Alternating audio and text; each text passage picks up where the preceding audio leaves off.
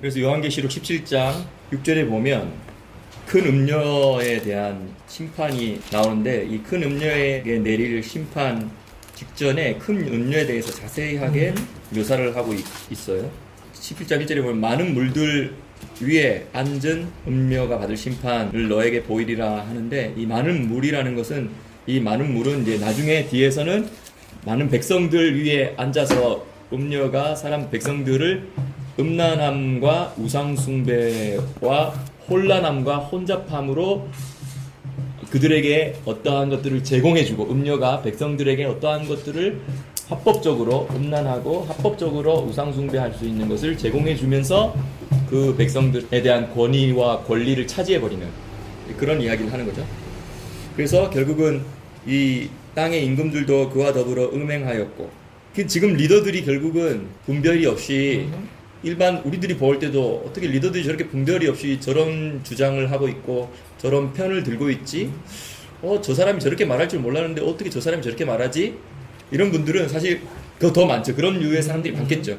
땅의 임금들이라고 했지만 어쨌든 높은 곳에 탑 클래스에 다 올라가 버리면 결국은 세계 정부라고 하기도 하고, 또 일루미나티라고 하기도 하고, 프리메이슨이라고 하고, 이런 어떻게 보면 세계 지금 금융의 흐름을 다 잡고 있는, 돈줄을 다 잡고 있는 금융과 미디어와 이런 사람들이, 저 사람이 무명이었을 때는 관심이 없죠. 많은 사람들에게 영향력을 미치는 정치 지도자가 된다든지, 경제력을 가진 지도자가 된다든지, 문화계, 영화계, 가요, 멀티미디어, 유튜브 이런 쪽으로 인기가 많아지고 많은 사람들이 영향력을 가지게 되는 사람으로 무명에서 유명으로 넘어가 버리면 그쪽 사람들이 접근해가지고 다 끌어들이는 거죠. 그 사람들에게 유명세를 더 주고, 권력을 더 주고, 권위를 더 부여해주고, 돈을 더 부여해주고 하면서 그 사람들이 혼을 사버리는 거예요.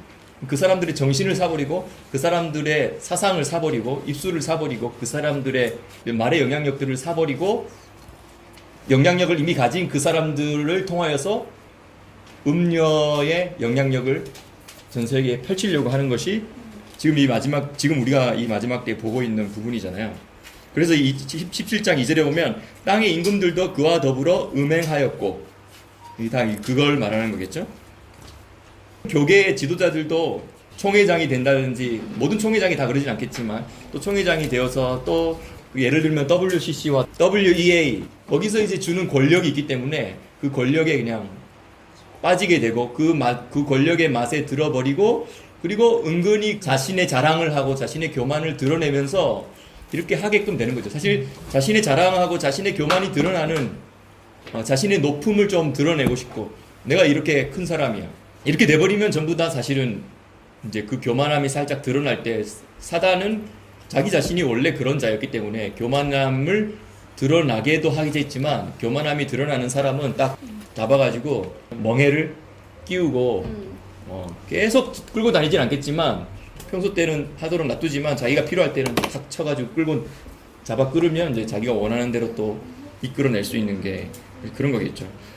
그러니까 땅의 임금들도 그와 더불어 음행하였고, 땅에 사는 자들도, 임금들뿐만 아니라 일반 서민들까지도 다 그 음행의 포도주에 취하였다. 한국 사회 안에서 간통죄가 더 이상 죄가 아니라고 되어지는 이런 과정들 뿐만 아니라 낙태 몇 주 전 뱃속에 있을 때 태아 몇 주 전이냐, 어떤 요즘에 미국의 민주당의 대통령 후보의 바이든이 지명한, 자기 파트너로 지명한 해리스 네. 여자 같은 경우는 뭐라고 이야기했다고요? 태어난 아이도 죽일 수 있다, 나태법에 그걸 포함시켜야 된다 라고 하는 굉장히 익스트리미스트, 극단주의자. 그 여자가 출산했지만 원하지 않으면 이게 원하지 않는 출산이었다라고 생각하거나, 아니면 이 여자의 인생이 너무 중요하기 때문에 이 출산된 아기가 이 여자의 일생을, 이 여자의 인권을 방해한다면 출산되었다더라도 그 순간에 이 아기를 죽일 수 있다라고 생각할 정도의 그런 여자인 거죠. 근데 재미난 팩트가 뭔지 알아요? 네. 이 낙태법에 제일 피해를 보는 사람이 누군지 알아요? 흑인들이에요. 왜냐면 흑인 사회는 가정이 무너져 있고, 가정의 회복을 위해서 트럼프와 깨어있는 크린도 얘기하지만 거의 70% 이상이 깨어진 가정이고 아비가 없잖아요. 그러니까 사생아가 많잖아요. 그러니까는 급진 좌파들의 내용을 분석해 보면 흑인들을 이용하지만 흑인들의 다음 세대를 계속 씨를 말리게 하는 이면적인 일들이 있다라고 분석이 나왔어요. 굉장히 끔찍하죠. 그래서 얼마 전에 마이크 펜스 부통령이 선거법이 한 달 전부터 선거할 수 있게 됐어요. 우편. 그러니까 11월 4일이 선거라면 10월 4일부터 돼 있는데 그 전에 토론을 하자. 토론에서 바뀐 적이 되게 많았거든요. 근데 그거를 적극적으로 안 하는 게 이런 게 드러날 것 같아요. 되게 끔찍하네요. 네, 그죠. 끔찍하죠. 그런 말을 했구나. 네. 거의 모든 퀴어 축제의 단골 연사는 해리스래요. 민주주의에 많은 장점들이 있지만 또 민주주의가 참 가지고 그게 다 있는 드러나고 치명적인 단점이 바로 더 많은 사람들이 지지하고 많은 사람들로부터 지지를 얻으면 그게 악한 것이라 할지라도 그것이 법이 되고 그게 합법이 된다는 거죠. 그래서 17장 이전에 임금들도 그와 더불어 음행을 하였을 뿐만 아니라 땅에 사는 일반 시민들도 다 그 음행의 포도주에 취하였다. 이 말은 그런 적당한 음란에 대한 것들을 보장해 주니까 동성애라는 음란을 합법적으로 만들어주고 겉으로는 인권을 보호하고 강조한다고 하지만 사실은 갓 태어난 아기까지도 출산한 여성의 인권 페미니즘 때문에 이 아기를 죽여도 된다라고 말하는 이런 이제 급진적인 이런 내용들은 사실은 사람들이 뭘 보장하겠다고 하냐면 음란을 보장하겠다는 거예요. 결국은 그 내면 깊은 곳은 음란을 보장하겠다는 거지. 이게 바로 음녀가 행하고 있는, 음녀가 제공하고 있는, 그래서 그 음행의 포도주에 취하게 만드는 그것이죠. 그래서 이제 17장 3절에 보면 성령으로 사도 요한을 데리고 광야로 가니라 내가 보니 여자가 붉은 빛 짐승을 탔는데 아까는 이제 물 위에 올라 앉은 큰 음녀를 봤어요. 근데 이 물은 많은 백성들이라고 했죠. 그런데 여기서는 이제 이 여자가 붉은 짐승을 탔다는 거예요. 성경에서 특별히 이제 이런 묵시적인 성경에서는 짐승은 뭡니까? 나라. 예. 하나님의 백성, 하나님의 성도들을 핍박하는 나라나 그 나라들의 연합체나 그 나라들이 모여있는 제국을 말할 때 성경에서는 짐승이라고 해요. 그 여자가 이 음녀가 사람들을 음란하게 해서 그 음란함으로 통합시키려고 하는 이 음녀가 붉은빛 짐승을 탄 거야. 그러니까 붉은빛이라는 건 뭐 핏빛이겠죠. 자기 나라에 아니면 자기의 제국의 법을 지키지 않으면 과감히 아무 죄책감도 없이 사람을 죽여버리고 많은 살육을 행하고 일종의 사실 최근에 붉은빛 짐승을 탄 이런 음녀 중에 하나의 큰 모습은 뭐냐면 이 최근 역사 안에서 큰 모습은 물론 이때는 로마 제국 시대 때 로마의 모습이죠. 지금 최근에 이 짐승의 모습은 사회주의, 공산주의라는 이 모습이 자기 이념과 이데올로기에 맞지 않으면 죽여버리는 거예요. 그렇죠. 왜냐하면 유물론이기 예, 때문에. 유물론적인 사람은 그냥 물질 국가의 부속품.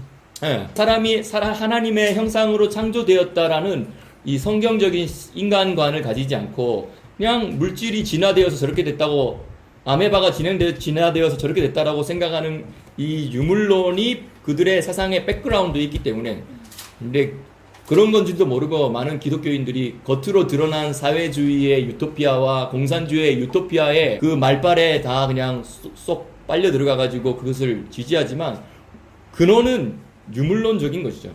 그렇기 때문에 결국은 그들의 행태는 나중에는 반성경적이게 되고 교회를 죽일 수밖에 없는 것이죠. 그리고 여자가 붉은 빛 짐승을 탔는데 그 제국을 탄 것이죠. 하나님의 성도를 핍박하는 그 나라들에 올라탔어요. 여기서 분명하게 이제 두 가지 구분이 되는 게 이 음녀라는 여자가 있고 통합시키는 여자가 있고 그 다음에 붉은빛 짐승이 있는 거예요. 이 짐승이 이제 저 그리스도 제국이라면 이 붉은빛 이 여자는 이 음녀는 거짓 선지자가 되는 것이죠.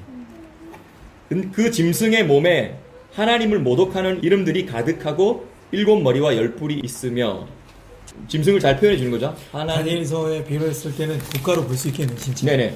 그래서 이 짐승에 하나님을 모독하는 이름이 가득하다라는 말은 뭐냐면 이 짐승이 행하는 것마다 하나님의 백성을 죽이고 성도들을 공격하고 교회를 핍박하고 또 이스라엘을 공격하고 이스라엘을 핍박하고 요즘에 반유대주의 안티세미티즘이 다시 뭐 미국과 유럽에도 계속 지금 증가하고 있지만 미국에도 다시 또 증가하고 있다고 하는데 말도 안 되는 것은 인권을 말하면서 오히려 또 유대인의 인권은 인권이 아닌 거야. 인권을 말하면서 교회의 인권은 인권이 아닌 것이죠. 소수자 인권을 말하는데 또 무슬림 여성의 인권은 얘기하지 않아요. 그렇죠.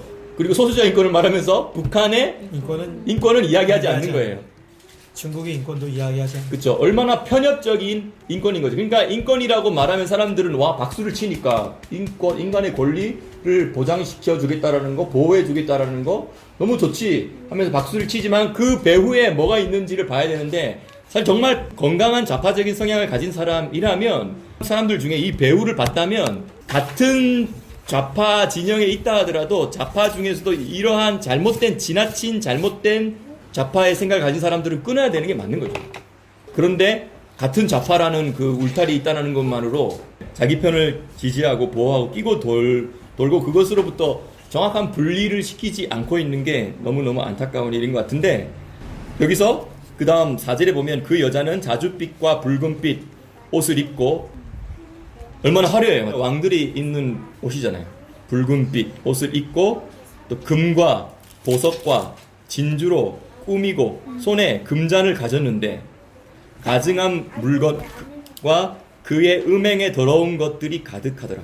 그의 이마에 이름이 기록되었으니 비밀이라 큰 바벨론이라 땅의 음녀들과 가증한 것들의 어미라 하였더라. 그리고 이러한 모습들을 요한이 보았을 때 이 여자가 성도들의 피와 예수의 증인들의 피에 취한지라. 내가 그 여자를 보고 놀랍게 여기고 또 크게 놀랍게 여기니 천사가 이르되 왜 놀랍게 여기느냐 내가 그 여자가 탄 7머리와 10뿔을 가진 짐승의 비밀을 너에게 이르리라. 여기서 사도 요한이 이 음녀를 보고 놀랍게 여기고 크게 놀랍게 여겼던 이유 중에 하나가 바로 뭐냐면 요한 1서 2장 18절 19절에 나와 있는 거죠. 아이들아 이것이 마지막 때라 적그리스도가 이르겠다 함을 너희가 들은 것과 같이 지금도 많은 적그리스도들이 일어났으니 이러므로 우리가 마지막 때인 줄 아노라. 적그리스도들이 그리스도를 대적하는 그 무리들이 우리에게서 나갔다는 거예요. 그러나 우리에게 속하지 아니하였나니 만일 우리에게 속하였다면 우리와 함께 거하였으려니와 끝까지 우리와 함께 했었어야 되겠죠. 저희가 나간 것은 우리에게 속하지 아니함을 나타내려 함이라. 여기서 사도 요한이 이 음녀를 보고 놀라고 또 크게 놀랐던 이유는 뭐냐면 저들의 모양과 형태와 이런 것들이 우리에게 속한 모습을 가지고 있다는 거죠. 교회에게 속한 모습을 가지고 있다는 거죠. 그리스도에게 속한 모습을 가지고 있는 것처럼 시작되었다는 거죠. 근데 사실은 우리에게서 나갔다는 거죠. 근데 우리에게서 나갔지만 여전히 우리에게 속한 모습을 가지고 있기 때문에 많은 사람들 더 미혹하는 거죠. 이게 원래 교회의 모습에서부터 나간 카톨릭의 모습이 사실은 이 음료의 모습을 그대로 가지고 있는 거죠. 사도 요한이 놀라고 또 놀랐던 것은 교회인 줄 알았는데 교회의 모습을 가지고 있는 형태를 하고 있었는데 결국은 성도들을 죽이고 성도들의 피에 취하여 버리고 예수님의 증인들의 피에 취해버린 그 역사의 모습들을 바라본 거죠. 사실 카톨릭이 중세 시대 때 얼마나 많은 참 그리스도인들을 참 진리를 붙들었던 사람들을 그리고 붙들으려고 한 사람들도 성령에 의해서 충만함을 경험했고 이 초대교회의 모습을 유지하면서 이 진짜 교회의 모습을 가지려고 했던 사람들을 얼마나 많이 핍박하고 죽이고 끔찍하게 고문하고 16세기에 기독교 순교 사화 존 폭스라고 기독교 순교 사화의 내용은 뭐냐면 어쨌든 그때 당시에 교회라고 했던 카톨릭이 얼마나 많이 참된 그리스도인들을 죽였느냐. 죽였다라는 참된 그리스도를 죽이고 성도들의 피에 취해버리고 예수님의 참 증인들의 피에 취해버린 그 모습이 여기 요한계시록 17장 6절에 나와 있는 붉은빛 짐승을 탄 그 음료의 모습인 거예요. 최근에 이런 음료의 모습들 WCC는 원래 1945년에 2차 세계대전이 끝나고 나서 얼마 후에 1차 세계대전과 2차 세계대전을 끔찍하게 경험했던 이 세계 지도자들이 1948년도에 모여서 이제 좋은 의미로서 복음을 전 세계의 마지막까지 복음을 전하자라는 것과 교회가 이 일을 위하여서 함께 합하여서 하나 되어서 이 일을 시작해야 된다 라고 시작을 했던 것들이었지만 시간이 지나면서 이제는 종교 다원주의와 그렇죠. 온갖 종교들이 다 종교 재편, 통합하여서 종교 나원, 들어오는 종교 통합. 이런 음료의 모습으로 바뀌게 된 것이죠. 제가 부산 백스코 WCC 집회에 전 자격이 없어서 그 안에 들어갈 수는 없었지만 밖에서 계속 기다렸어요. 근데 이제 나올 때 제가 정말 놀랬던 건 뭐냐면 전 세계의 종교가 이렇게 많구나. 그런데 정말 영화 속에서 나올 법한 마법사의 모습이라고 할까? 그런 어떤 십자가는 달고 있지만 정말 기이한 지팡이와 막대기와 그런 성의를 입고 나오는 각 종파의 대표들의 모습을 보면서 되게 놀랍고 의아했던 적이 있었습니다. 그래서 과거에 WCC가 출연됐을 때 그걸 음료의 모양이라고 지적한 목회자들이나 기도하는 사람들이 많았고 특별히 제가 속해 있는 교단은 이것 때문에 완전 거대한 분리가 일어났거든요. 재밌다. 근데 48년에 쿰남 사본과 더불어 이스라엘 독립이 있던 해잖아. 쿰남 사본은 하나님 말씀의 권위 회복과 이스라엘의 하나님이 포기하지 않은 이 재탄생의 되게 보석과 같은 시기이자 책인데 되게 중요한 진짜 포인트네요. 재밌다. 1948년도에 어떤 일이 있었냐. 음료인 WCC가 자기의 모습을 살짝 감추고는 발족이 되었어. 그렇지. 아름답게. 여기 보면은 요한계시록 아까 17장에도 보면 이 여자는 자줏빛과 붉은빛 옷을 입고 금, 보석, 진주로 꾸미고 손에 금잔을 가졌다. 죄송한데 유엔도 그쯤에 나오지 않았어요? 공식 출범은 1945년. 그래서 유엔도 큰 음료 이런 네. 소리를 했었었고 예전에. 네네. 사실 유엔도 그때 나왔죠. 그래서 이제 좋은 의미로 시작을 했고 사실 그 덕택에 이스라엘 한국 전쟁이 있었을 때, 6.25 전쟁이 있었을 때, 유엔이 한 일이 두 가지를 되잖아요. 딱 네. 이스라엘 독립에 관여 네, 그리고 한국 6.25 참전. 네. 그리고 나서는 기능이 없다고 하잖아요. 왜냐면 무슬림들이 대거 들어왔기 때문에. 그 이후에 그 오일머니를 쥐고 있던 그렇죠. 중동의 무슬림들이 들어오면서부터 그들이 돈줄을 잡고 있는 중동의 제3세기 세력이라고 하잖아요. 무슬림 국가들의 입김에 흔들리면서 제 역할을 하고 있지 못하. 근데 1948년도에 또한 이스라엘이 건국되고 또한 대한민국도 건국되고. 그래서 큰 엄녀라는 한 큰 어떤 세력과 또 짐승, 붉은빛 짐승이라는 이 한 세력이 서로 연합을 하여서 17장 14절에 보면 그들이 어린 양과 더불어 싸우려고 달려드는 거죠. 결국은 이들의 연합은 어린 양과 더불어 싸운다. 이 말은 뭐냐면 예수 그리스도의 재림을 막아보겠다라는 것입니다. 예수 그리스도의 재림으로 말미암아 이 땅에 있게 된 그리스도의 통치가 완전히 구현되고 실현된 메시아닉 킹덤, 메시아 왕국, 이것을 막아보기 위해서 이들이 연합하고 어린 양과 더불어 싸우는 것이죠. 혹시 이렇게 표현하면 어떨까요? 이 재림의 때를 전혀 준비하지 못하게 하는 거. 말 그대로 이 땅이 예수 그리스도의 재림 자체를 무감각하게 만들어 버리려는 시도는 아닌가. 예수님의 재림에 대한 이해를 제대로 그러니까. 가지지 못하도록 그러니까. 교회를 속이거나 그렇지. 성도들이 말씀을 제대로 이해하지 못하도록 막거나 그들이 그런 메시지를 전하면 핍박하거나 그렇지. 교회 안에서조차도 그런 메시지가 나누어지지 않도록 하고 그렇지. 그런 메시지가 나누어지면 그렇지. 이상한 사람으로 그렇지. 매도해 버린다든지 오히려 진리를 말하는데 그렇지. 진리를 말하는 사람을 이상한 사람으로 그렇지. 거짓말하는 사람으로 약간 이단적인 사람으로 이렇게 말하는 것이죠. 그래서 14장 우리 14절에 보면 그들이 어린 양과 더불어 싸우려니와 제가 이 말을 했던 이유 중에 하나는 뭐냐면 16장에 보면 16장 12절에 보면 여섯째 천사가 그 대접을 큰 강 유브라데에 쏟음에 강물이 말라서 동방에서 오는 왕들의 길이 예비되었더라. 또 내가 보매 개구리 같은 새 더러운 영이 용의 입과 짐승의 입과 거짓 선지자의 입에서 나오니 그들은 귀신의 영이라 이적을 행하며 온 천하 왕들에게 가서 하나님 곧 전능하신 이의 큰 날에 있을 전쟁을 위하여 그들을 모으더라. 14절에 이어서 계속 16절에 새 영이, 여기서 새 영은 개구리 같은 새 영이라고 했죠. 개구리 같은 새 더러운 영이죠. 근데 이 개구리 같은 새 더러운 영이 용의 입과 짐승의 입과 선지자의 입에서 나와가지고 많은 사람들을, 백성들을 속이고 세계의 모든 사람들을 속이고 미디어로 속이고 그들이 짜고 치는 어떤 뉴스와 그렇죠? 광고와 멀티미디어의 온갖 방법으로 그들을 속여서 그들이 미혹되게 하는 것이죠. 그들이 아무리 알아보려고 추적해도 사실을 알 수 없게 만들어버리고 그리고 그냥 그들이 제공해주는 미디어에 푹 빠져가지고 속아 넘어가게 되는 것이죠. 그리고 그들이 결국은 재림하실 예수님과 싸워보겠다고 전쟁을 일으킨다는 거예요. 말도 안 되게. 그게 16절에 보면 이렇게 되어 있습니다. 새 영이 히브리어로 아마겟돈이라고 하는 곳으로 무기토 평야죠. 왕들을 모으더라. 그 무기토 평야에 다 모아놓고 이스라엘 산지로 올라오겠죠. 그래서 결국 예루살렘으로 치고 전쟁하러 올라오겠죠. 재림하시는 예수님을 막아보겠다고. 그래서 그 재림하시는 예수님이 그럼 이렇게 볼 수 있겠네요. 네. 당신의 보좌로 친히 임한다고 하셨는데 네.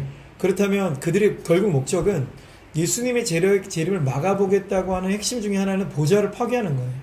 맞습니다. 땅에 놓일 그분의 보좌에 그분이 앉지 못하도록 그러니까. 막고자 하는 가장 강력한 영적 전쟁이면서도 영적 전쟁 때문에 일어난 실제 물리적인 전쟁, 이 땅에 일어나게 될, 전 세계에 일어나게 될 물리적인 실제적으로 전쟁입니다. 지금 전체적으로 흘러가는 이 큰 쳇바퀴를 보면, 톱니바퀴를 보면 여기에 집중될 가능성이 굉장히 크네요. 여기를 좀 더 정확하게. 그렇죠. 당신의 이 땅에 세울 예수와의 그 보좌를 통치의 중심. 통치의 중심을 파괴하기 위한 것이 어떻게 보면 큰 톱니바퀴 핵심의 정점일 수 있겠네요. 그렇죠. 19장 19절에도 이래 돼 있어요. 또 내가 봄에 그 짐승과, 그렇죠? 이 세상 악한 정부를 말하는 것이죠. 그리고 붉은 빛을 입은 그 짐승은, 그렇죠? 성도들을 죽이고 교회를 죽이고 이스라엘을 없애버리려고 하는 그 짐승이죠. 땅에 또 내가 봄에 그 짐승과 땅의 임금들과 땅의 리더들과 땅의 지도자들과 그들의 군대들이 모여서 어디 모이겠어요? 아마겟돈. 네, 아마겟돈에 모인 다음에 집결한 다음에 그 다음에 어디로 올라오겠어요? 예루살렘으로 모여드는 거죠. 그래서 결국은 그 말 탄 자와 그의 군대와 더불어 전쟁을 일으키다가, 여기서의 말하는 그 말 탄 자는 예수님을 말하는 거예요. 19장 11절부터 16절에 보면 이 백마를 탄 예수님의 모습을 잘 묘사하고 있습니다. 맞죠? 19장 11절에 보면 내가 하늘에 열린 것을 보니, 그러니까 하늘이 이제 이 땅으로 내려오기 위해서 준비하고 하늘에 미가엘 천사들과 이 많은 수많은 천군 천사들이 이 예수님을 보위하면서 이제 점점점 땅으로 내려오니까 이 하늘에서 있을 곳을 찾지 못한 이 악한 세력들이 땅으로 밀려 내려와 가지고 땅에 엄청난 이 혼란함과 미혹함을 주니까 웬만해서는 이 미혹에 다 넘어가고, 이 미혹에 넘어가지 않으려고 진리를 붙드는 자들은 또 죽여버리려고 핍박하려고 하니까 얼마나 심각한, 우리가 저번 주에도 몇 주 동안 연속으로 나누는 이 노아 시대에 이 현상들이 그대로 나타나는 거예요. 19장 19절에서 사탄이 패망한 장소는 예루살렘이 아니라 무기또네요. 이 말씀에 의하면. 아니 예루살렘. 아니죠. 무기또는 집결 장소죠. 그 지금 말탄자와 싸우는 곳은 예루살렘. 그렇죠. 싸우는 곳.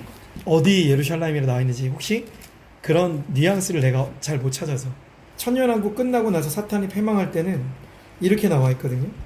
거룩한 성이라고 나와 있죠. 네, 그 성도들의 성에 둘러싸여서 사방 백성을 모아서 성을 두르매 진과 사랑하시는 성도를, 그래서 정확하게 이 예루살렘이라는 볼 수 있는 뉘앙스가 있는데 19장에서는 이 아마겟돈 전쟁 자체가 어디서 일어나느냐, 사실은 집결지까지는 이해가 되지만 근데 대부분 전쟁의 상황은 평야에서 일어나는 거거든요. 근데 이런 것들은 다른 성경 에스겔서 말씀하고 함께 봐야 돼요. 에스겔서 38장 12절을 한번 보세요.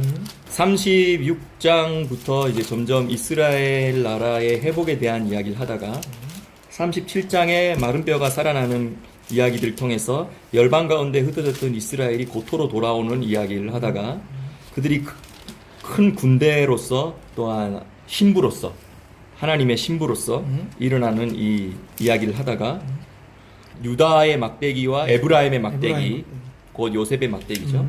이 이야기를 통하여서 그 유대인과 이방인이 하나 되어지는 이야기들을 하다가 이스라엘 땅이 점점 광성해지고 왕성해지고 강대해지고 하는 이야기들을 해요. 그 다음에 38장에 이제 전쟁에 대한 이야기가 있는데 이 전쟁에 대한 이미지가 곡과 마곡의 전쟁이라고 일반적으로는 말을 하는데 이 전쟁의 이야기가 1차적으로 실현되는 것은 아마게돈 전쟁인 거죠. 자, 37장에 다시 말하면 37장에서 없던 이스라엘이 다시 전 세계에서부터 흩어졌던 이스라엘이 다시 생겼어. 그리고 이스라엘과 유대인이 하나 되게 되는 이런 주제들이 점점점 화자되면서 같이 가고 있어. 그래서 이스라엘은 점점 강성해져. 그러다가 결국은 38장에서는 이스라엘 주변에 있는 국가들이 다 연합해서 이스라엘을 공격하는 이야기가 나오는 거예요. 38장 12절 여러 날 후 곧 말년에 너가 명령을 받고 그 땅 곧 오래 황폐하였던 이스라엘 산에 올라온다는 거예요. 그리고 그 땅 백성은 칼을 벗어나서 여러 나라에서 모여 들어오며 이방에서 나와 다 평안히 거주하고 있는 중이라는 거예요. 그런데 전쟁하러 그 땅으로 올라와서 친다는 거죠. 9절에 너가 올라오되 너와 너의 모든 때와 너와 함께한 많은 백성이 군대겠죠? 광풍같이 올라온다는 거예요. 그리고 구름같이 땅을 덮어버린다는 거예요. 여기서는 이제 산에 올라온다고 돼 있죠. 아마겟돈에서 다 직결하는 거예요. 무기돈은 직결 장소죠. 그 지금 말탄자와 싸우는 곳은 예루살렘. 그렇죠. 싸우는 곳. 다 40장부터는 이제 이 성전이 세워지고 예루살렘에 세워진 이 에스겔 성전을 중심으로 온 열방이 통치되는 그런 시대를 말하고 있어요. 이 38장의 곡과 마곡 전쟁이라는 이것과 이 요한계시록 20장의 천년왕국 후에 있게 될 곡과 마곡 전쟁 때문에 사람들이 많이 헷갈리는데 37장의 이 곡과 마곡 전쟁과 요한계시록 20장의 천년왕국 후의 곡과 마곡 전쟁은 그러니까 예언이 예를 들면 우리 저번 주에 샤반 예배 때 그 이야기 했잖아요.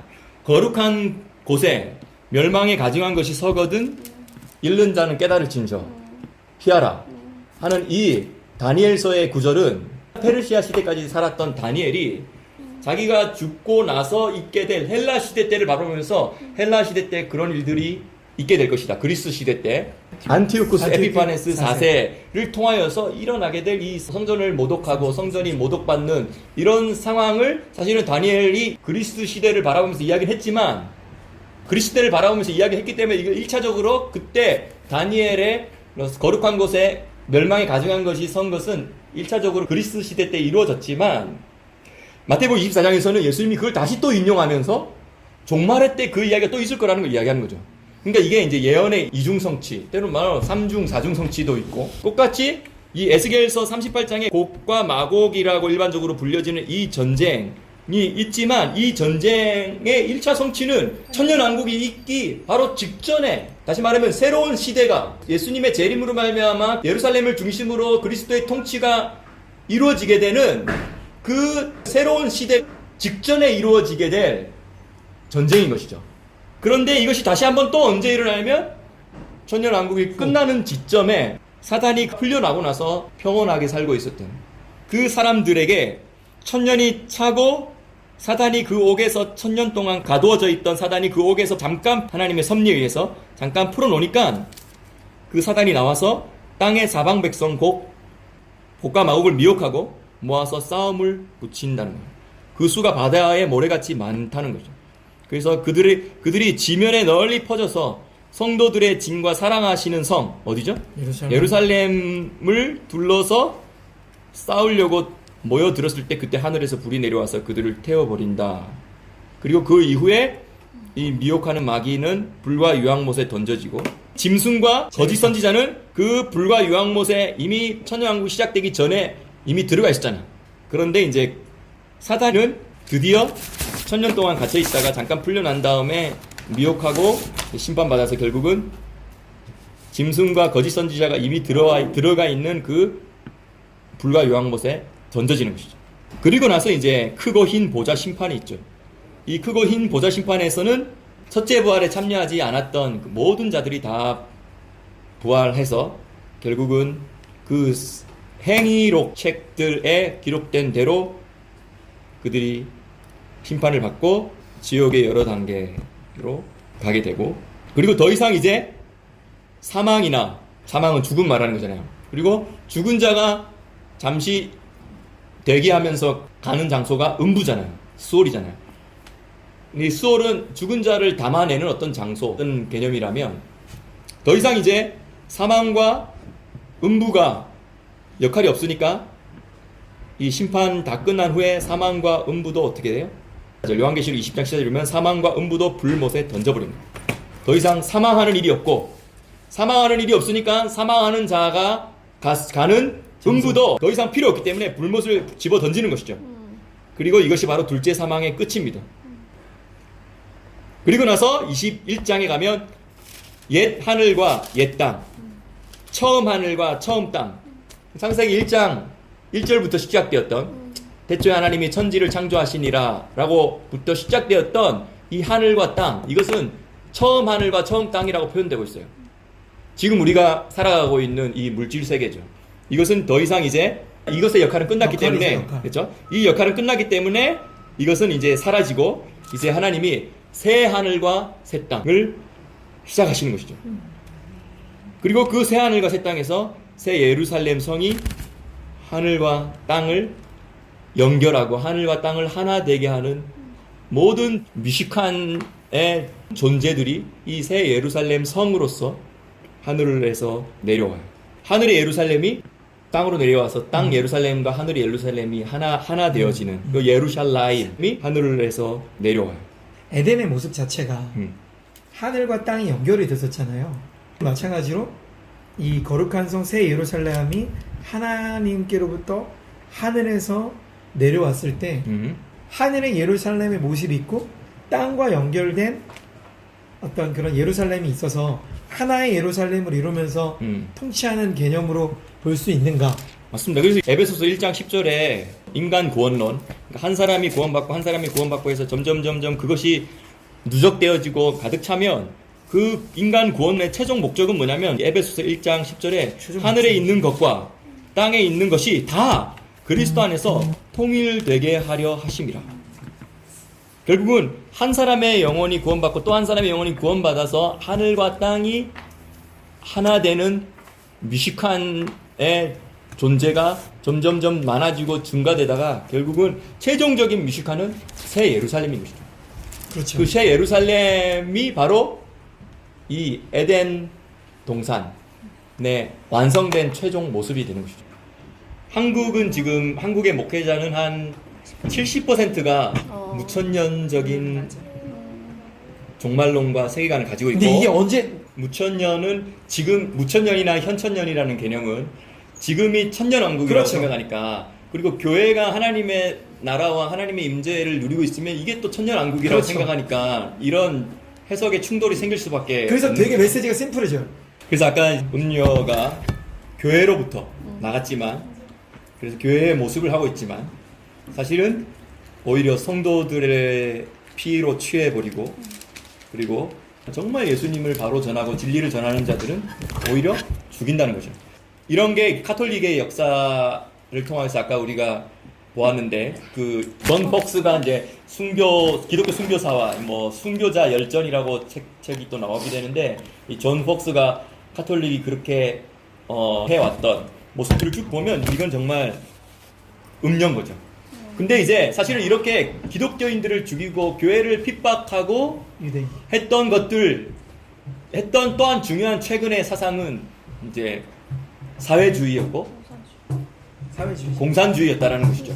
근데 이 사회주의와 공산주의라는 이데올로기와 이념을 동의하지 않았을 때 이들이 얼마나 많은 사람들을 죽이고 양심의 가책이 없이 죽여버리고, 이 이데올로기를 따르지 않는다라는 이유 하나만으로 죽여버렸다는 거죠.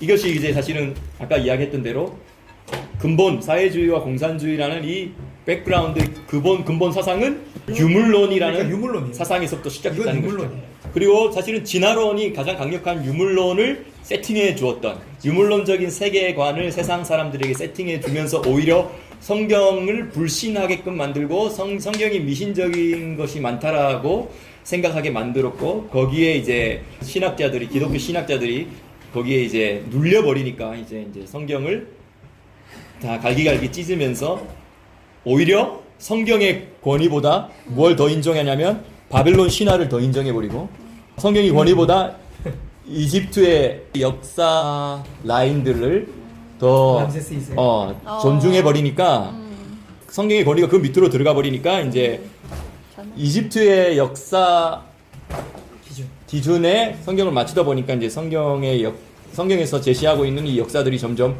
틀려져 버리는 거죠. 심지어 성경에 맞는 자료가 나와도 성경의 기준으로 하지 않았기에 이집트 역사의 기준으로 하다 보니 그거를 발견을 했지만 증거로 채택하지 않는. 그리고 이제 바벨론 신화 같은 것들이 오히려 더 성경보다 권위가 높다라고 생각해 버리니까 홍수 이야기나 홍수 전에 있었던 이런 사건들, 이야기들, 뭐 바벨론 신화나 그리스 신화, 그리스 로마 신화나 다 이제 그 맥락을 같이 하지만, 근데 이러한 것들이 오히려 먼저였고 성경이 후대였다. 그래서 성경이 바벨론 신화에 나와 있는 창조 설화와 홍수 설화를 베꼈다. 그들의 그 바벨론 신화의 창조 실화와 성수 설화의 영향을 받아서 나중에 후대에 이제 이 창세기가 나왔다. 창세기가 편집됐다. 창세기가 거기에 그 내용들을 보충해서 좀 더 보완되어서 만들어진 것이 모세오경의 이 창세기 이야기다. 그래서 창세기의 창조 설화와 그들의 입장에서 창조 설화와 홍수 설화가 그들로부터 영향받았다. 이렇게 생각하는 것이 이제 앞뒤가 바뀐 거고 우선순위가 바뀐 거고, 맞죠? 근데 그거를 그게 학문계 안에서는 이것이 다 그렇게, 학문계에 있는 모든 사람이 다 그렇게 말하는 건 아니지만 학문계의 대세가 이렇게 흘러가기 때문에 이제 학문계에 깊이 몸담고 공부하다 보면 자꾸 그런가 보다라고 생각하게 되고, 사실 그런데 그렇게 생각하고 하는 사람들이 설교 시간에, 성도들 앞에 설교 시간에는 그렇게 할 수 있느냐? 또 그렇게 못하고 하니까 자꾸 이중적이게 되는 거죠. 근데 성경에서는 뭐랍니까? 아는 것과 믿는 것이 하나 되어 그리스도를 아는 지식으로 장성하게 자라가라고 하는 것이죠. 근데 아는 것과 믿는 것이 하나가 되지 않는 거예요. 이런 분리를 자꾸 경험하는 게 바로 결국은 뭐냐면 이 말씀이 우선순위가 아닌 거예요. 말씀이 절대 진리라고 생각하지 않게 되는 이런 유물론적인 사관이 들어오고 세상 학문에 눌려버리니까 하나님의 아들을 믿는 것과 아는 일에 하나가 되어 온전한 사람을 이루어 그리스도의 장성한 분량이 충만한 데까지 이르리니. 그렇죠. 그 다음에 우리가 이제부터 어린아이가 되지 아니하여 사람의 속임수와 간사한 유혹에 빠져 온갖 교훈의 풍조에 밀려 요동하지 않게 하려 합니다. 그렇죠. 그러니까 사실 이 아는 것과 믿는 것, 이것이 하나가 되지 못하는 이유는 이 사단이 우리 안에 혼란을 주는 것이죠. 그렇기 때문에 자꾸 어떻게 되냐면 이 사람의 속임수와 간사한 유혹, 간사라는 것은 유혹이라는 것, 간사한 유혹이라는 건 유혹을 처음부터 유혹이라고 하고 유혹 들어오면 사람들이 아니라고 하겠지만 교묘하게 유혹이 아닌 것처럼 하면서 결국은 유혹하게 되는 이런 지식의 싸움이 있는 것이죠. 또 온갖 교훈의 풍조에 밀리고. 그리고 온갖 교훈의 풍조, 사조라는 것이에요. 사조. 학문의 사조라고 하죠. 이런 학문적인 생각의 흐름들과 이런 것들에 밀려서 요동하게 되면 뭐가 어떻게 되냐면 내가 아는 것과 내가 믿는 것이 분리가 돼버려요. 이래 되면 정말 하나님 안에서 건강하게 온전한 사람으로서 그리스도를 아는 그 장성함에서 계속 자라는데 엄청난 장애가 되는 거죠. 근데 자꾸 이제 성경 해석이 이상하게 되기도 하고.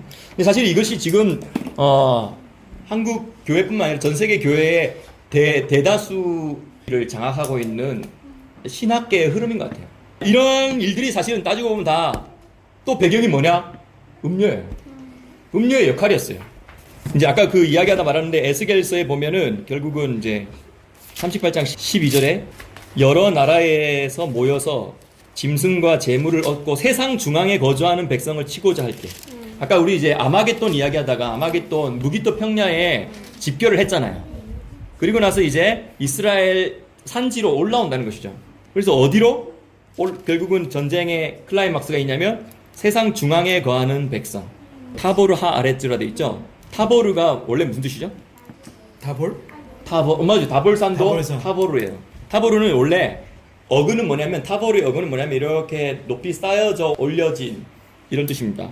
높이 쌓여 올려진 그래서 센터, 중앙이라는 뜻도 있고 그 다음에 이것이 중앙이라는 의미 때문에 또 어떤 의미가 있냐면 배꼽이라는 뜻이 있어요. 지구의 중심이 어디냐면 성경적인 세계관에서 지구의 중심은 이스라엘이에요. 이스라엘의 중심은 예루살렘이에요. 예루살렘의 중심은 성전산이고 이 성전산에 뭐가 있죠? 파운데이션 스톤, 파운데이션, 기초석. 히브리 말로는 에벤 하슈티아가 있죠. 이 유대 전승에는 성경에 나와 있지 않지만 유대인들이 계속 그들의 트래디션을 통하여서 이들이 알고 있던 것을 적었던 이런 많은 탈무드 안에서는 에벤 하슈티아가 바로 세상의 중심이고 세상의 배꼽이고 여기 바로 에덴의 중심이었다. 에덴 동산의 중심이었다. 그 동산의 중심이었다. 중앙이었다. 여기가 에덴의 중앙이었고 에덴의 면적이 아주 컸을 것 같아요. 에덴의 중앙이었고 그 큰 면적 중에서도 에덴의 중앙은 예루살렘이었다는 거죠. 이 에덴의 중앙에 쉐키나가 있었지만 걷어져 올라가고 그리고 또 다시 이 에덴의 회복을 위하여서 모세 오경에 이제 민수기 신명기에 보면 다시 이들이 약속의 땅으로 들어와서 그 땅 중앙에 성전을 세우는 거죠. 그래서 쉐키나가 임했죠. 에덴 회복의 일부의 모습인 거죠. 근데 다시 또 그 쉐키나가 떠나가 버리고 그리고 결국은 나중에 2차 성전 때도 또 일부 있었지만 또 결국은 영광이 떠나가 버리고 성전이 파괴돼 버리고 예수님이 사실 2차 성전은 어느 정도 인정해 줬잖아요. 맞죠? 내 아버지의 집으로. 비록 그 2차 성전 시대 때에 양을 팔고 뭐 돈 받는 자들이 이렇게 있어가지고 강도의 구렬처럼 이런 상태가 좋지 않은 그런 상태였음에도 불구하고 예수님의 마음이 뜨겁고 열정이 뜨거워가지고 이 성전을 사모하는 그 열심이 삼켜버린 것이죠. 그래서 뭐라고 이야기하면 내 아버지의 집을 강도의 구렬로 만들지 말라라고 하면서 그 말했던 그 예수님의 인식 가운데는 비록 예수님 시대 때 2차 성전의 모습이 별로 그렇게 아름답고 좋아 보이진 않았지만 그것을 아버지의 집이라고 인식을 했었고 그것에 하나님의 영광이 여전히 감춰진 채 있었다는 것이죠. 드러나지 않은 채. 근데 또 2차 성전이 파괴됐고 그리고 다시 이제 지금은 어떤 시대냐면 미크다시 메아트의 시대인 것이죠. 작은 임시 성전의 시대. 광야네. 그렇죠. 우리가 지금 이제 예루살렘의 성전이 파괴된 이후로 하나님이 허락하신 것은 미크다시 메아신 것이죠. 인간 성전을 말하는 거예요. 인간 성전의 시대. 그런데 다시 이제 예수님께서 이 에덴의 중심, 또 예루살렘에 그분의 땅의 보좌를 두고 그분이 그 보좌에 앉으셔서 예루살렘을 중심으로 지구와 온 우주를 통치하는 그런 메시아닉 킹덤을 이루기 위해서는 그분이 다시 이 보좌에 앉으셔야 되고 이 보좌에 앉으시려고 오시겠다는 것이죠. 그런데 아까 이야기했던 것을 다시 돌아가면 이 큰 음녀와 이 큰 짐승은 붉은빛 짐승은 결국은 예수님의 재림을 막아보겠다라는 것. 다시 말하면 예수님이 땅의 보좌에 앉으시는 것. 그래서 그 보좌에 앉으셔서 통치하시는 것. 또 보좌에 앉아서 통치함으로 말미암아 이 지구를 의와 평강의 시대로 메시아닉 킹덤으로 물이 바다 덮음 같이 여호와를 인정하고 여호와를 아는 지식으로 가득 채워지는 그런 시대, 에덴의 회복에 한 걸음 바짝 나아가는 완성된 건 아니지만 그 바짝 나아가는 그런 시대를 이루지 못하도록 하기 위해서 이 음녀와 짐승이 연합하여서 어린 양을 대적하여 싸운다는 겁니다.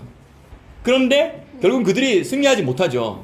승리하지 못하더라도 하려고 발악을 하는 가운데 일어나는 사건 중에 하나는 뭐냐면 성도들로 하여금 이러한 일들을 이해하지 못하게 만드는 거죠. 교회 안에 이러한 일들이 말하지 못하게 한다든지 이해하지 못하게 된다든지 정말로는 신학적으로 충돌이 많고 관점들의 차이가 많기 때문에 민감한 문제이기 때문에 말을 안 하게 되는 거죠. 그게 말을 안 한다고 하면서 오히려 잘못된 종말론적인 인식들은 더 치고 들어오게 되는 거죠.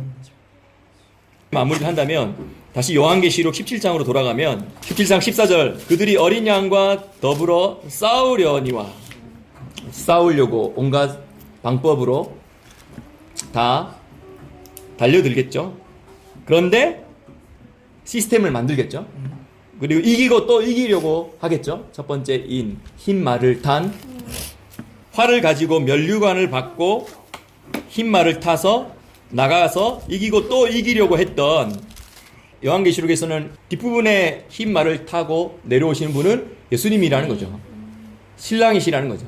근데 그분의 모습으로 하고, 그분의 모습처럼 흰 말을 타고, 그분의 모습처럼 흰 옷을 입고, 손에 활을 가지고 면류관을 쓰고, 이기고 또 이기고, 장악하고 또 장악하고 하면서 결국은 어린 양과 결국은 싸우기 위해서 이 교회조차도 어린 양에 대적하는 적그리스도적인 사상의 많은 교회조차도 동조해버리고, 이것이 그리스도의 재림을 막는 사상인 줄 모르고 거기에 합류해버린다는 거죠. 그 음료에 합류해버리고, 그 음료에 합류해버리고, 그 짐승에 합류해버리고, 그 음란함에 합류해버리고, 그 정치 권세와 그 경제 권세에 합류해버리니까, 그냥 우리를 잘 살고 잘 먹게 해준다고 하고, 우리의 경제를 보장해준다고 하고, 우리에게 먹을 것 보장해준다고 하고, 뭐 인터넷 보장해준다고 하고, 음란을 보장해준다고 하는데, 너희들 왜 딴소리 하냐, 우리 이건 좋은 걸 해주는 거다라고 하면서 그 짐승에게 손을 들어주는 거죠. 그리고 이미 그 음료에게 마음이 팔렸으니까. 근데 그렇게 하는 일이 결국은 예수님의 재림을 막는 일이고, 어린 양과 더불어 싸우려고 하는 그들의 술수에 넘어가는 일인데, 그걸 깨닫지 못하도록 하는 것이 바로 이 마지막 때에 일어나는 엄청난 혼란과 미혹 중에 하나라는 것이죠. 그런데 14절에 어린 양은 만주의 주시기 때문에, 만왕의 왕이시기 때문에 결국은 그들을 이기실 것입니다. 근데 어린 양만 그들을 이기는 것이 아니라 그 다음에 그와 함께 있는 자들, 그리스도와 함께, 그리스도의 편에, 그리스도의 입장에, 그리스도께서 서신 그 스탠스에 함께 서는, 그리스도의 스탠스를 가진 그 자들, 어린 양과 더불어 함께 그들을 이기는 사람이라는 거예요. 부르심을 받은 자들, 택하심을 받은 자들, 부르심을 받았고요, 또 택하심을 받았어요. 또 진실한 자들도 이기리로다 라고 하는데, 이 진실한 자는 뭐예요? 신실한 자예요.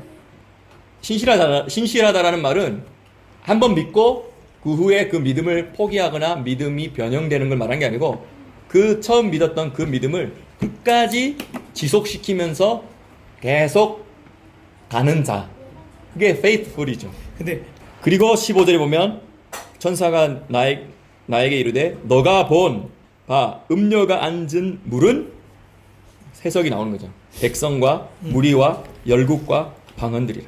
가지고 뭐냐면 이 마지막 때를 살아가는 거의 모든 웬만한 이 나라들이 다 이 음녀의 영향권 안에 다 들어가게 되겠다라는 것이죠. 그래서 16절에 너가 본 바 이 열뿔과 짐승은, 열뿔 가진 짐승이죠. 결국은 음녀를 미워하여서 망하게 하고 벌거벗게 하고 그의 살을 먹고 불로 아주 사르리라. 이게 결국은 뭐냐면, 음녀와 짐승이 함께 연합하여서 일을 하다가, 이 음녀는 거짓 선지자잖아요. 거짓 선지자는 자꾸 누구를 부추겨 세워요? 이 적 그리스도 정부를 자꾸 시켜 세우면서 이들이 하는 대로 하자, 이들이 하는 것이 맞다 하면서 막 이렇게 세우니까, 이 음녀의 수하에 있던 많은 이 백성들, 이 전 세계 웬만한 사람들이 다 저 선지자가 저런 능력도 나타내고 저런 어떤 예언적인 것도 말을 하고 하늘에서 막 불이 떨어지기도 하고 하는 저런 영적인 능력을 가진 사람이 저 짐승이 맞다고 하니까 맞는 줄 알고 따라가는 거예요. 결국은 그 음료 덕택에 많은 사람들이 이 짐승 안으로 들어가 버리고 짐승의 표를 받게 되는 거예요, 결국은. 그리고 나서 짐승의 입장에서 볼 때는 이 음녀는 이제 더 이상 필요 없다 하면은 이 음녀를 미워하고 망하게 하고 벌거벗게 하고 그 음녀의 살을 먹고 불로 아주 살아버린 거예요. 그래 놓고 이제 완전히 장악을 해버리는 것이죠. 근데 이런 것들이 지금 우리 대한민국뿐만 아니라 미국뿐만 아니라 이스라엘도 지금 그렇죠? 아주 요한계시록 11장 두 증인이 경험했던 그 예루살렘의 영적인 상황으로 많이 가까이 가고 있어요. 그렇죠? 영적으로 그 성은, 그 예루살렘 성은 마지막 때에 영적으로 하면 소돔이라고도 하고 온갖 종류의 음란함이죠. 이집트라고도 하니 온갖 종류의 우상숭배와 태양신 그러면 숭배죠. 17장 6절에 우리가 이제 그 여자를 보고 놀랍게 여겨 크게 놀랍게 여기니라는 표현이 교회의 모습만이 아니라 하나를 더 추가한다면 이스라엘인 듯하지만 이스라엘이 아닌 교회의 모습을 가지고 있지만 교회가 아니고 지금 이스라엘의 모습을 가지고 있지만 진정한 그 이스라엘의 뭐 일단 국가를 부정하고 네. 성경 역사를 부정하고 네. 그리고 하나님의 말씀 중심을 부정하고 그리고 그냥 이스라엘이라는 현대 국가로서만의 존립성을 갖고 살아가기 원하는 사람들 굉장히 많잖아요. 지금 사실 베니 간츠가 주장하는 게 이스라엘의 정체성을 자꾸 무너지게 만드는 것이죠. 동성애를 뭐 했죠? 동성애를 찬성하고 동성애를 찬성하고 세큘러 유대인들에 대한 지지율을 높이기 위해서 그래서 이제 좌파들이 말하거나 혹은 정부를 반대하는 사람들의 이야기에 굉장히 많은 귀를 기울이죠. 그렇죠. 통곡의 벽에서도 남녀 혼용으로 만들고 그리고 샤밧도 샤밧을 네, 샤밧 때도 대중교통을 이용하고 자유롭게. 말 그대로 일반적 국가로의 모습을 띠는 마치 이스라엘 백성 애굽에 나왔는데 애굽의 모습을 그대로 탐닉하고 사모하는 것처럼 어쨌든 지금 전 세계가 돌아가는 모습을 보니까 이 코로나 때문에 지금 이러한 큰 음녀나 어떤 세계 정부나 그 짐승 성도와 이스라엘을 대적하는 짐승의 이런 모습들이 더 많이 세팅되어지고 있다는 걸 보고 있습니다.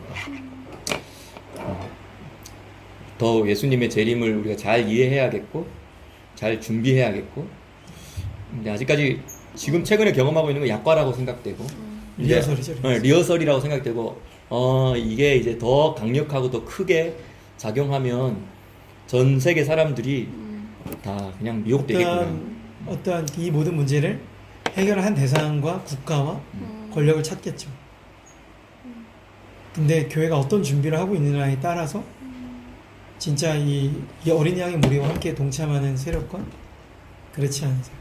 초대교회 성도들은 3년을 제자와 양육을 말씀으로 양육을 하면 그들은 3년 안에 충분한 그리스도의 제자의 그 장성한 분량의 모습을 이루어서 또 다른 교회를 개척하든지 또 성도들을 양육하든지 하는 일에 다스림을 받는 성도들이었는데 근데 초대교회 이후로 또 기독교가 공인된 이후로 지금의 성도들의 모습이 그렇지 못한 이유 중에 하나를 어떤 분께서는 속사람을 잘 끌어내주지 못했고 속사람을 강건케 하지 못했기 때문에 그리스도인들은 그 어느 때보다도 우리의 속사람을 강건케 하는 일에 힘을 써야 한다. 그래서 되게 외적인 모습으로만 지식을 키우고 이런 모습으로만 가는 것이 아니라 근데 그게 굉장히 중요한 원인 중에 하나여서 또 이제 그 내 속사람을 강건케 하고 내 혼을 정경케 하고 내 혼을 새롭게 다듬는 일에 많은 애를 써왔는데 그 중에 또 하나의 중요한 원인이 오늘의 대화를 가운데서 믿는 것과 아는 일을 성도들로 하여금 분리시켰기 때문에 온전한 사람이 되지 못했고 온전한 사람이 되지 못하니까 세상의 간사한 유혹과 세상의 풍조에 밀려서 자꾸 요동하는 모습의 성도들이 되어왔구나. 교회가 그렇게 했구나라는 생각이 들었고 그 믿는 것과 아는 일이 분리되었다라고 하는 것은 신학과 말씀을 분리를 시키고 그래서 교회 안에서 목사님들이 앞에서는 성도들에게 믿음을 강조하는 것 같지만 뒤에서는 사실은 굉장히 지식적인 면을 추구하면서 본인들 스스로도 분리가 되어 있기 때문에 그리스도의 충만한 그리스도의 영으로 충만한 모습을 목자들이 갖고 있지 못하니까 그것들이 성도들에게 흘러가지 못하게 된 게 굉장히 중요한 원인이다. 그래서 믿는 것과 아는 것이 하나가 되는 것이 무엇인가 이거를 다시 한번 생각해 보게 된 것 같아요. 나는 오늘 그거가 되게 중요한 포커스였다는 생각이 들었어요. 그래서 여기에 에베소서 3장 15절에도 보면 4장이에요. 사랑 안에서 참된 것을 하여 범사에 그에게까지 자랄지니라.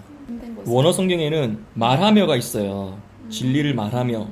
근데 이게 지금 한글 성경에 번역이 빠져 있어서 그냥 참된 것을 하며라고 되어 있지만 Speaking the truth in the love. 그렇죠. In love. 사랑 안에서 진리를 말하는 거예요. 진리를 말하는 것.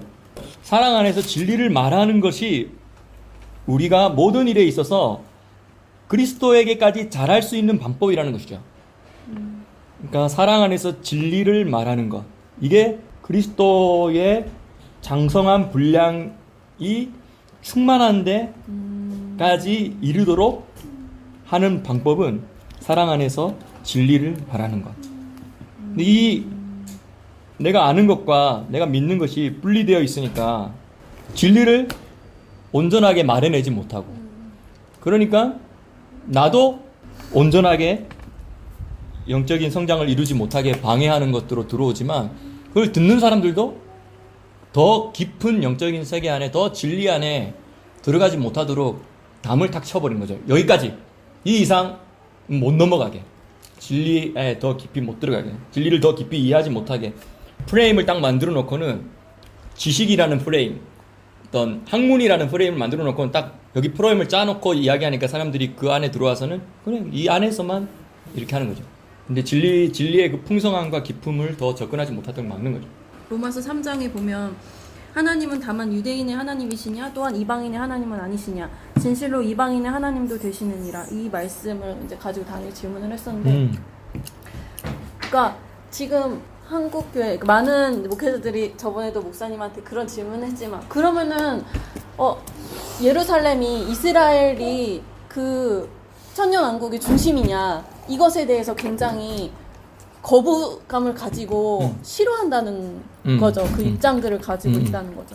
그 왜 그럴까 했을 때 그런 안티세미티즘이나 그런 무천년주의 거기에 사상에 다 이렇게 물들인 그런 신학들을 배웠고 그런 이 스탠스가 있다 보니까 그런 생각들을 하게 되는 것 같은데 이 에브라임과 유다 막대기를 하나로 하셔서 유대인과 이방인을 하나로 하시고 하나님은 유대인만의 하나님이 아니라 이방인의 하나님이 되시는 것처럼 예루살렘의 중요한 것은 하나님의 말씀이고 그것이 에덴의 중심이기 때문이지 그것이 이스라엘이 중요하고 유대인이 중요해서가 아닌데 그것은 우리에게도 중요한 것인데 그것을 이 마인드가 많이 빼앗겼다라는 생각이 들었어요. 이 땅의 중심성에 대해서 개념이 없고 바라보지 못하니까 네. 그냥 이 땅을 맡겼던 사람, 이 땅을 맡겼던 민족, 뭐 이스라엘, 유대인, 이들에 대한 어떤 생각 때문에 이 땅의 중심에 대한 부분들은 중심성에 대한 부분들은 또 가려져 있는 부분들도 있겠죠. 그런 게 다 음녀의 계략들이고 그런 빼앗겼던 것들이 회복되어야 되겠다. 회복되어야 한다. 그게 또 메시아닉 킹덤을 준비하는 교회들의 역할이다라는 생각이 들더라고요. 그런 빼앗긴 모든 사상들. 근데 어떤 자료를 봤는데 어쨌든 한국교회 한국교회 목회자들의 70%는 무천년적인 생각을 가지고 있다. 원래 이제 한국교회 초기 한국교회는 거의 이제 전천년적인 생각을 가지고 선교사들이 왔고 그렇게 가르쳤고 한동안 그렇게 왔지만 네, 유학파들이 갔다가 와가지고는 그래 됐죠. 근데 이제 지금 이제 미국 목회자들은 한 75%가 전천년적인 어떤 종말론과 재림관을 가지고 있대요. 그분들이 주로 담임 목사를 거의 그렇지. 교회 하시는 분들의 지금 영향 아래 모든 성도가 들어가 있기 때문에 근데 지금의 작금의 현실에 되어지는 걸 통해서 성도들이 깨어나고 있고 뭔가 더 진리를 갈구하기 위해서 나아가는 사람들의 모습을 하나님이 감사하게도 계속 깨어내고 있어서 너무 감사하고 그래서 그 예루살렘의 중심성이 되게 하는 그러니까 이 땅이 에덴이 중심이고 예루살렘이 중심성이 되게 하는 건 유대인이기 때문에 선택받았기 때문에 그것만 가지고는 될 수가 없고 37장처럼 유대인과 열방이 교회가 하나가 돼야지 예루살렘의 중심성이 그때서야 비로소 지켜질 수 있다라고 하는 거를 교회가 인식하고 그래서 유대인이기 때문에 유대인이 사는 예루살렘이기 때문에 그게 아니고 이 예루살렘을 중심으로 온 땅을 통치하고자 하시는 그 하나님의 계획이 유대인과 교회를 통해서 일어날 것이라고 하는 그 시각의 변화가 있을 때 비로소 함께 우리가 세워간다. 그리스도의 킹덤을 함께 우리가 준비해간다라는 마음을 가지고 그 예루살렘을 바라보면 그 예루살렘의 중심성이 새롭게 교회들에 다가가지게 될 것 같다라는 그런 마음이 들었어요. 되게 중요한 포인트 같은데 우리 교회가 예수님이 다시 재림하실 때 그분의 보좌가 놓이게 될 그분의 통치 중심이고 그분의 보좌가 놓이게 될 곳이 예루살렘이라는 것을 우리 교회가 이해한다면 성도들이 이해한다면 유대인은 교회가 없이는 이 예루살렘이 중심성을 이룰 수가 없고 교회는 또한 먼저 선택받은 유대인 없이는 예루살렘이 중심성을 이룰 수 없기 때문에 이 둘이 그리스도 안에서 하나가 될 때야 비로소 이 땅의 그 중심성이 진정한 의미가 회복되어질 수 있다라는 인식의 변화가 교회들 안에 있을 때 네.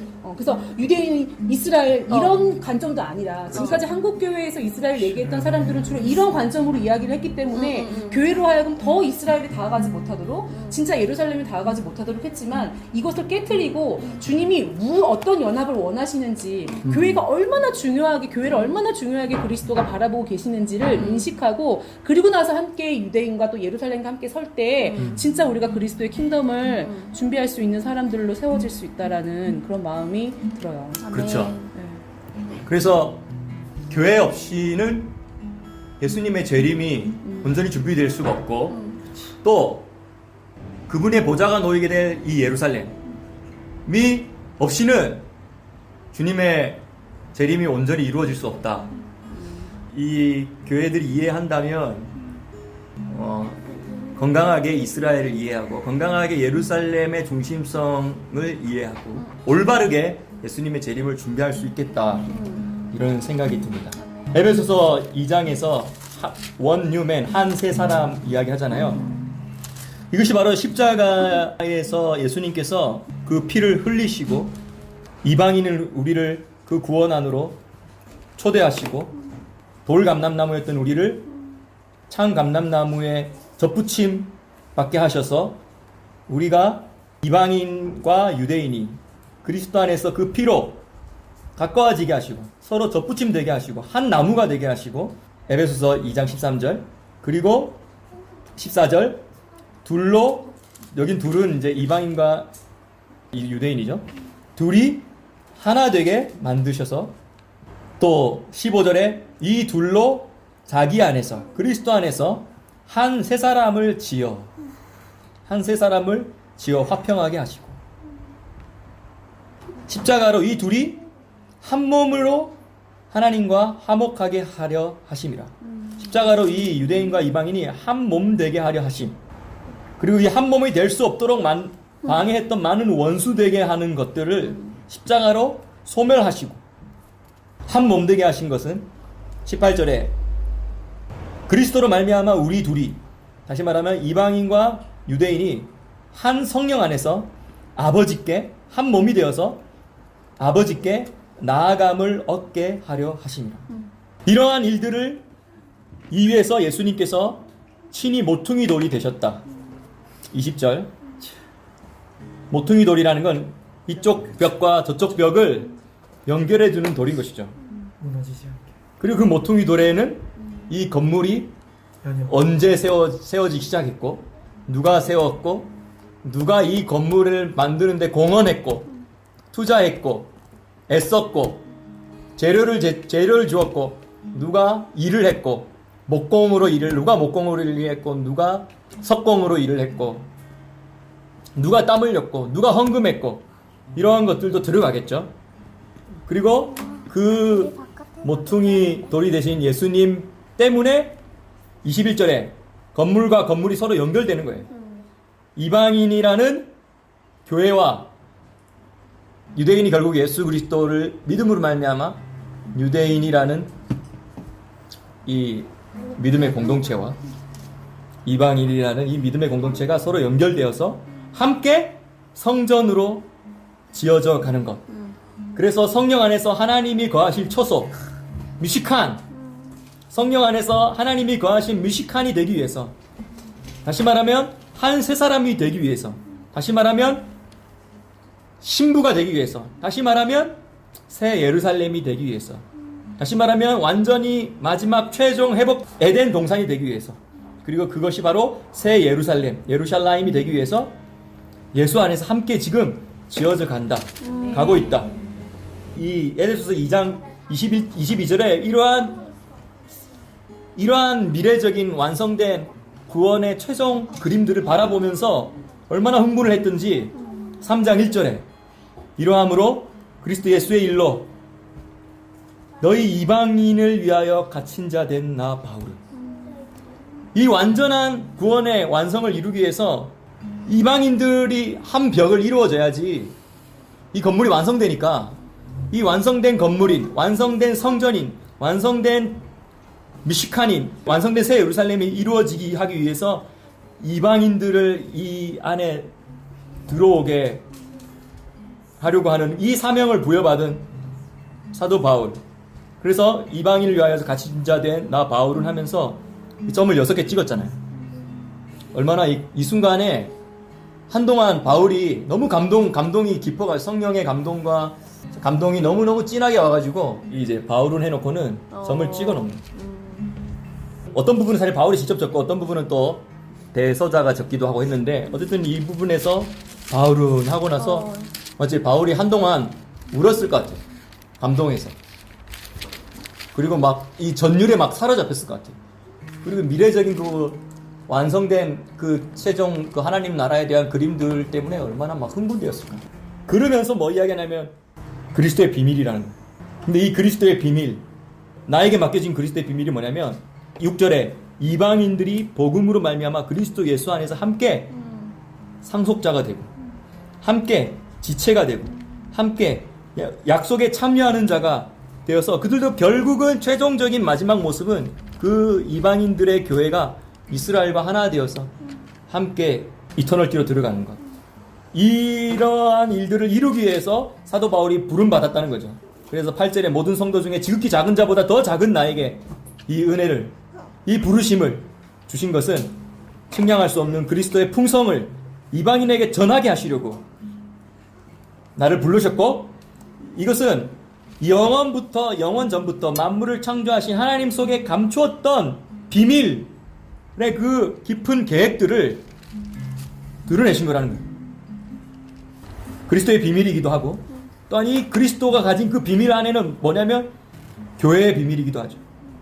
교회로 말미암아 하늘에서 정사와 권세들에게 하나님의 각종 지혜를 알게 하고, 하나님의 이 하늘을 덮고 있는 정사와 권세, 사람들이 하나님을 알지 못하고 사람들이 진리를 깨닫지 못하도록 이 하늘을 덮고 있는데, 교회가 진리를 막아서는 그 영적 권세들을 향하여서 교회가 무엇이 진리인지 말하면 그들이 깨어지고 무너지고 파쇄된다는 것입니다. 하나님이 교회에게 맡겨주신, 교회가 해야 될 일인 것이죠. 진리를 막아서는 모든 것들을 깨트려버리고 사람들이 진리로 나아갈 수 있도록 영적 전쟁을, 진리로서 영적 전쟁을 수행하는 것이 바로 교회의 데스티니입니다. 교회의 오리지널 디자인이고, 진리는 영적 전쟁의 가장 강력한 무기입니다. 진리로서 싸워서 이기는 것이죠. 때로는 이 진리는 너무 강력하기 때문에 우리가 크게 소리 지르지 않아도 진리로 가득 차 있는 사람, 진리의 퍼센티지가 많이 증가되어 있는 사람이 한마디를 작게만 해도 그 영적 분위기가 바뀌어버리는 거죠. 영적 기류가 바뀌어버리는 거죠. 지역이 바뀌어버리고 상황이 바뀌어버리고 영적 기류가 바뀌어버리니까 우리가 여기서 이렇게 진리를 통하여서 선포하고 하늘을 여는 것만으로도 저는 이 주변에서 이 진리를 막고 있던 영적인 것들이 깨지는 순간 이들 안에 진리를 향한 의문이 들기 시작할 거예요. 정말 예수아가 메시아가 아닌가? 아무리 생각해봐도 사실 그런 것 같다. 또는 무슬림 안에 있는 자들도 이 무슬림 안에 있는 이 잘못된 것, 무슬림과 꾸란이 말하고 있는 것들이 얼마나 사랑이 없는 공포심과 하마스네. 말 그대로 그들이 정말 이 종교를 사랑하고 종교의 진리를 추구하기 때문에 이 종교에 남아있는 것이 아니라 이 종교를 떠나게 되면 죽음을 당하니까 두려워서 남아있는 것이죠. 사실 모든 우상숭배의 백그라운드는 두려움입니다. 근데 그들이 그것들을 눈을 뜨서 우리가 이렇게 진리를 파수함으로 말미암아, 선포함으로 말미암아, 하늘을 끌어내림으로 말미암아 이 주변에 있는 이 정사와 권세가 깨지는 순간 그들이 의문을 가지기 시작하는 거예요. 그 순간에 그들이 진리를 추구하게 되고 진리를 알게 되고 들었던 진리들이 한 번이라도 접해봤던 들어봤던 복음에 대해서 생각하게 되고 예수님에 대해서 생각하게 되고 생명으로 진리로 나오게 될 것이라고 믿습니다. 이것이 바로 교회가 해야 되는 일이라는 것이죠. 사도 바울도 이런 사명을 받았기 때문에 이런 사명 때문에 얼마나 감동이 돼서 예배서 3장 1절에 점을 찍었어요. 맞죠? 근데 우리도 점을 찍어야 되는 거예요. 우리도 예배 드리다가도 점을 찍고, 그렇죠? 설교하다가도 너무 감동이 돼서 성령에 사로잡혀서 막 눈물을 주체할 수 없어서 멈추기도 해야 되고, 기도하다가도 기도가 나오지 않을 만큼 감동에 사로잡혀야 되고, 나에게 나를 부르신 그 부르심 때문에 내가 너무 먹먹해가지고 말을 잇지 못하고, 그렇게 하는 순간 사실 말보다 더 강력한 메시지가 선포되어지는 순간이라고 저는 생각해요. 그리고 그렇게 우리가 은혜를 누리고 강력한 은혜를 누리는 순간은 이 순간에 우리가 말해야 되는 것이죠. 이 하늘을 덮고 어둡게 만들고 있고 진리 안에 나아가지 못하도록 막고 있는 그 흑암을 향하여서, 보라, 어두움이 땅을 덮을 것이요 캄캄함이 만민을 가리워서 보지 못하게 만들 것이나, 그러나 오직 여호와께서 너의 위에 임하실 것이요 오실 것이요 그 영광이 너에게 나타나니니 열방은 내 빛으로, 열방이 너의 이 어둡고 칠흑같이 어두운 가운데서 도대체 너가 가지고 있는 빛이 무엇이냐고 하면서 열방이 너에게 나아올 것이고, 열왕은, 지도자들은 너의 빛을 보고 너가 가진 그 빛은 무엇이고 너가 가진 그 진리는 무엇이냐라고 너에게 찾아와서 자문을 구하게 될 것이다. 그래서 일어나라, 빛을 발하라. 이는 너의 빛이 너에게 이르렀고 여호와의 영광이 너에게 있기 때문이다. 이것이 바로 우리의 부르심입니다. 우리 교회가 해야 될 일이고, 교회가 선포해야 할 진리이고, 교회의 데스티니면서도 또한 이스라엘의 데스티니입니다. 우리가 함께 가기를 원합니다. 하나님, 교회가 교회로서의 데스티니를 회복하게 해주십시오. 교회가 교회로서의 진리를 회복하게 해주십시오. 그래서 교회가 이 하나님의 영광의 빛으로 이 어두운 세상에 빛이 되게 하여 주십시오.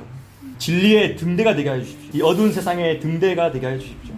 교회와 이스라엘 함께 한 세 사람을 이루어서 그분의 보좌를 함께 준비하게 해달라고. 우리가 일어나라 빛을 발하라 한번 찬양할까요? 선포하면서 교회를 향하여서 또 이스라엘을 향하여서 일어나라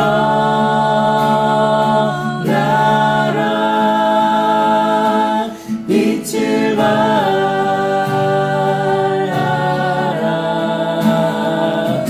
이는 내 빛을 얻고 여호와의 영광이 내 위에 임하였음이니라.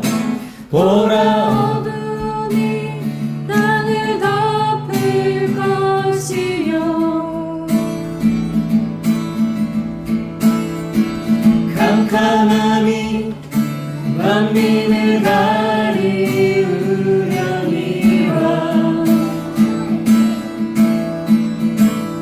오직 여호와께서 내 위에 임하신 것이요 그 영광이 내 위에 나타나리.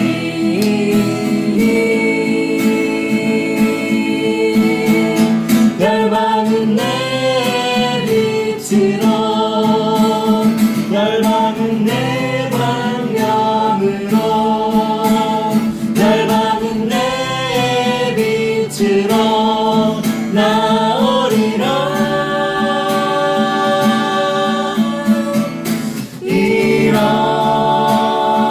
일어나라 빛을 발하라 이는 내 빛을 얻고 여호와의 영광이 내 위에 임하였음이니라.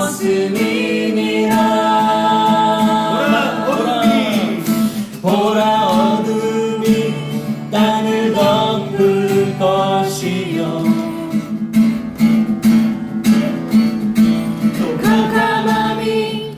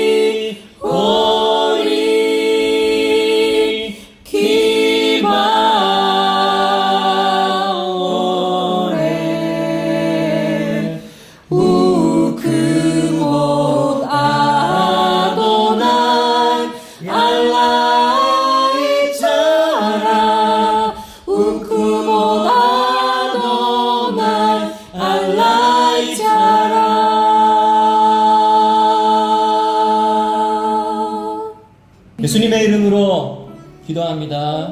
아멘.